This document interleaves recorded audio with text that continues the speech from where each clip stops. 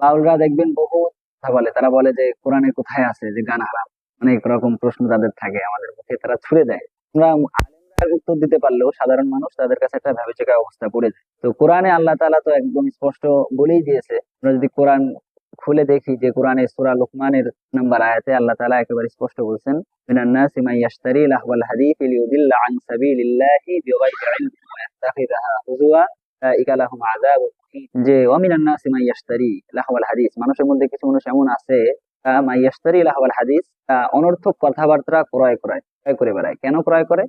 বলছে লিয়ুদিল্লা আন সাবিলিল্লাহি বিগাইরি ইলম, যাতে করে অজ্ঞতাবশত তারা মানুষকে আল্লাহর পথ থেকে তারা বিরত রাখতে পারে।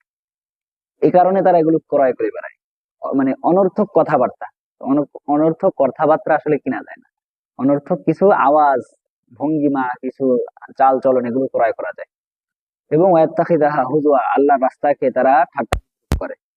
তো উলাইকা লাহুম আযাবুম মুহিন, এরা তারাই, তাদের জন্য রয়েছে কঠিন শাস্তি। তো আব্দুল ইবনে মাসউদ রাদিয়াল্লাহু তাআলা আনহু তিনি বলেছেন এটা তারা বাদ্য উদ্দেশ্য, এই যে লাহওয়াল হাদিস, অনর্থক কথাবার্তা। এবং হাসান বসরি রাহমাতুল্লাহ আলাইহি তিনি তো একদম স্পষ্ট বলেছেন যে এই আয়াতটা গান বাদ্য নিয়েই নাযিল হয়েছে।